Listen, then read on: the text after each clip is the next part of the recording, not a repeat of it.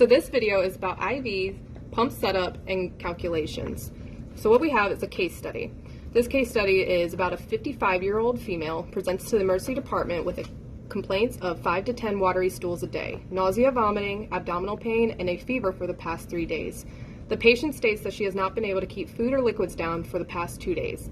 The patient's recent set of vitals: blood pressure of 88/50, heart rate of 112, a temp of 101.2 orally, and respiratory rate of 18.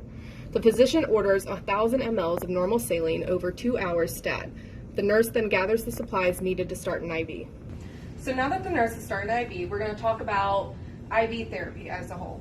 So indications is dehydration, hypovolemia, medication administration, and surgery. Some nursing considerations is assess for latex allergy.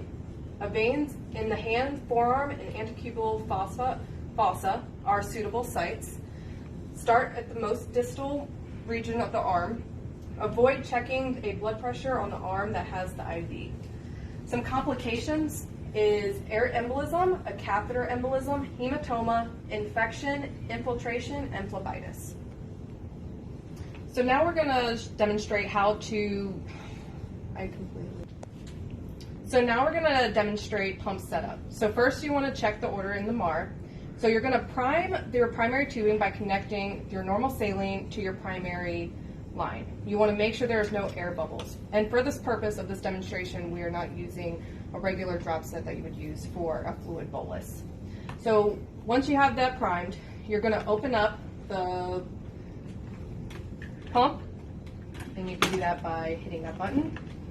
And you're going to feed this line through, and there's magnets inside.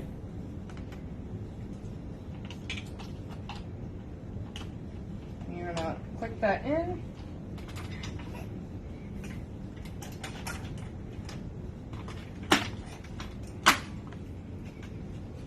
So now that you have that in, you want to set the primary line to the doctor's orders, which is 1,000 mLs over 2 hours. So on the primary line, you're going to set the rate for 500 mLs and the volume to 950 mLs per hour.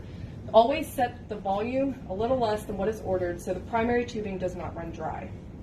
After you're done, you want to label the tubing with the date it was started, and also remember that tubing needs to be changed 72 to 96 hours or per the facility protocol.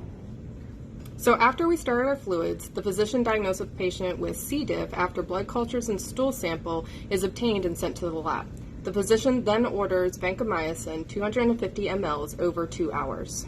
So now that the doctor has ordered antibiotics, we're going to discuss how to hang a piggyback. So first, you want to attach the secondary tubing to the bag of vancomycin. You're going to prime the secondary tubing with the antibiotics. You're going to hang the piggyback higher than the primary bag. On the secondary line, also known as the piggyback line, you're going to set the rate to 125 mLs per hour and the volume to 250 mLs per hour. It is important to remember that piggybacks with primary fluids can be ran to the full volume because the normal saline will continue to flow after the vancomycin stops.